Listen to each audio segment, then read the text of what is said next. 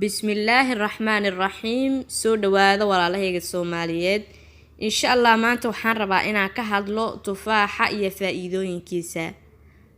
Tufaaxu waa miro ka mid ah khudaarta. Geedka tufaaxa saynis ahaan ama caafimaad ahaan waxaa loo yaqaanaa Malus domestica. Waa geed leh miro macaan kaasoo la cuno khudaarta uu dhalo. Geedka tufaaxa wuxuu asal ahaan markii ugu horeysay laga helay bartamaha qaaradda Aasiya, halkaas oo la sheegay ilaa iyo maanta in laga helo noocyo badan oo tufaaxa. Haddaba maxaa ka mid ah faa'iidooyinka tufaaxa? Faa'iidada tufaaxa ma aha wax la koobi karo, aad ay u fara badan yihiin, balse waxaan ka soo qaadan doonaa kuwa ugu muhiimsan uguna caansan.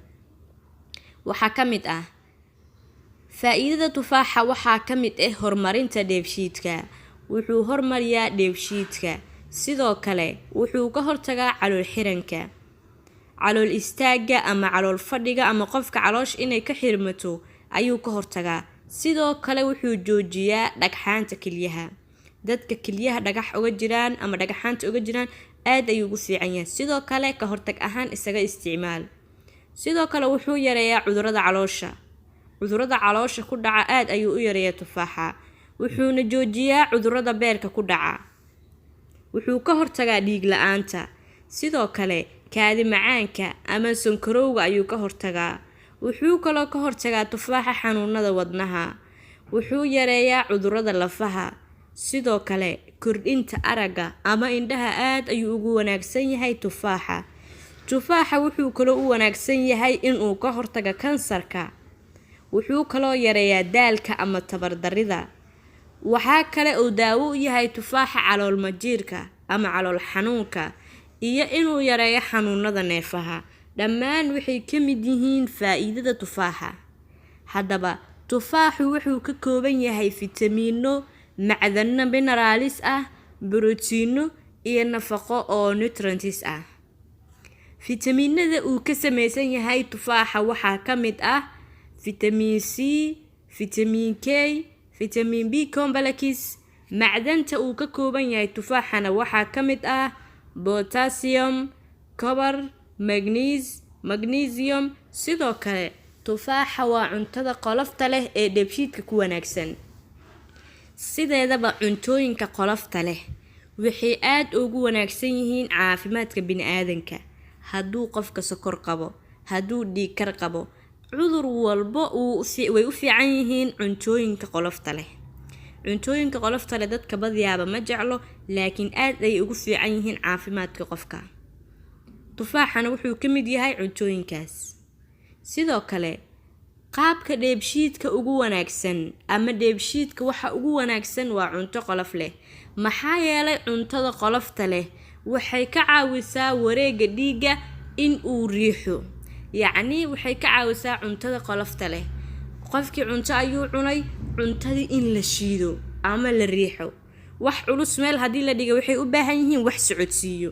Marka cuntooyinka qolofta leh waxyaalihii aad cuntay waa wixii socodsiin lahaa si ay u fududaato burburinta. Waxyaalo culus ayaad cuntay, bariis aad cuntay, baasta ayaad cuntay, si loo burburiyo waa in la helaa waxyaalo qolof leh. Sidoo kale wuxuu ka hortagaa tufaaxa calool fadhiga ama calool istaaga. Waxa uuna fududeeyaa in ay saxarada jilcanaato. Saxarada in ay jilcanaato waxay ka hortagtaa qofka in uu baabasiir ku dhaco.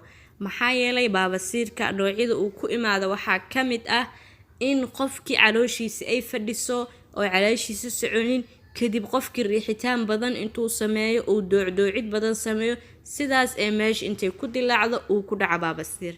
Marka baabasiirkana ka hortag ayuu u yahay. Wuxuu ka hortag u yahay caloosha ayuu jilciyaa. Marka calooshaada hadday jilcanaato halis badan uguma jirtid in ay kugu dhaco baabasiir. Sidoo kale tufaaxa wuxuu ka hortagaa kansarka, khaasatan kansarka naasaha iyo caloosha aad ayuu uga hortagaa tufaaxa. Wuxuu kordhiyaa caafimaad qabka mindhicirada. Waxa uu la shaqeeyaa bakteeriyada ku nool mindhicirka weyn ee caafimaadka u leh jirka. Bakteeriyada waa laba nooc. Bakteeriya jirka caafimaad u leh oo faa'iido ugu jirto iyo bakteeriya jirka dhib ku hayso. wuxuu la shaqeeyaa hadda bakteeriyada caafimaadka u leh ee ku nool mindhicir weynaha, wuxuuna kala qayb qaataa in dheefshiidka uu jilciyo si ay cuntadii dhaqso loo dhuuqo. Wuxuu kala shaqeeyaa in uu dheefshiidkii u fududeeyo. Sidoo kale waxa uu ka hortagaa ama daaweeyaa dhiig la'aanta ama aneemiyada. Tufaaxa wuxuu ka hortagaa ama daaweeyaa dhiig la'aanta ama aneemiyada. Aneemiyadu waa ironta ama birta oo jirka ku yaraata. Tufaaxana waxaa ka buuxa iron, sidaas waxaa u yaraanaysa in ay aneemiya dhacdo. Qofkan aneemiya ku dhacday haddaad maqasho, ironti ama macdanta jirkiisa ku jirta ayaa yaraatay ayaa loola jeedaa. Marka tufaaxana waxaa ku badan ironti, saas li ajligeed qofka tufaax cuna kuma dhacaysa aneemiyada. Sidoo kale wuxuu yareeyaa tabardarada. Faa'iidada tufaaxa waxaa ka mid ah inuu yareeyo tabardarada. Maxaa yeelay wuxuu jirka ka saaraa sunta, waxa uuna qofka ka caafiyaa ama uu ka caawiyaa in uu ka bogsoodo xanuunada. Sidaan ognahay qofka hadduu xanuunsan yahay difaaca jirkiisa aad ayuu daciif u noqonayaa. Qof caafimaad qaba iyo qof xanuunsan isku mid ma noqonayo. Marka wuxuu ka hortagaa in ii sheegay xanuunada ay dhaqso bogsadaan si qofka jirkiisa tabar u helo. Sidoo kale wuxuu hoos u dhigaa kaadi macaanka ama sonkorta. Waxaa kaleeto ka mid ah faa'iidada tufaaxa, wuxuu u fiican yahay ama uu caafimaad u yahay afka. Waxa uu nadiifiyaa ciridka iyo afka. Sidoo kale tufaaxa wuxuu fududeeyaa in afka laga soo daayo dheecaanka afka ee lagu yareeyo cuntada in aysan caloosha u gudbin. Yacni si afkiina uu cuntadii u sii burburiyo oo bakteeriyada afka loo laayo. Waxa uu ka hortagaa xanuunada neef-mareenka. Waxa uuna daawo u yahay dhammaan xanuunada sanbabka gaar ahaan neefta. Sidoo kale faa'iidada tufaaxa waxaa ka mid ah daaweynta wadnaha. Waxa uu hoos u dhigaa xeerta dhiigga xirta cholesterol. Waxa uuna fududeeyaa qulqulka dhiigga. Cholesterolkana wuu yareeyaa, qulqulka dhiiggana wuu fududeeyaa. Sidoo kale waxa uu daaweeyaa lafa xanuunka. Waxa uu daawo u yahay rheumatismka iyo lafa xanuunka dadka qaba. Aad ayuu ugu fiican yahay, daawona ugu yahay tufaaxa. Sidoo kale waxa uu u fiican yahay aragga. Wuxuu kordhiyaa aragga. Wuxuuna daawo u yahay dadka aan habeenkii wax arkin oo habeensigowga qabo. Dad waxaa jira maalintii wax arka oo habeenkii wax arkin. Kollay aan waxaan u aqaanaa habeensidow. Qofba inuu si kale u yaqaan ayaa laga yaabaa, laakiin ani ahaan eragaas ayaan u aqaanaa Soomaali ahaan. Waa dadka maalintii wax arka aan habeenkii wax arkin. Sidoo kale waxa uu ka caawiyaa dadka cayilan in ay caajowaan ama ay miisaankooda ridaan.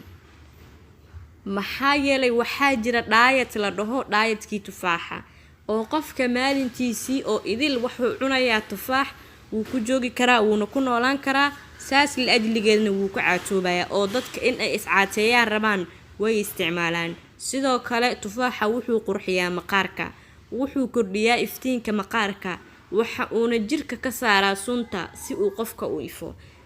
Qofka markii jirkiisa sunta laga saaro oo wasaqda laga saaro, qofka jirkiisa wuu qurxanaanayaa, wuuna iftiimayaa.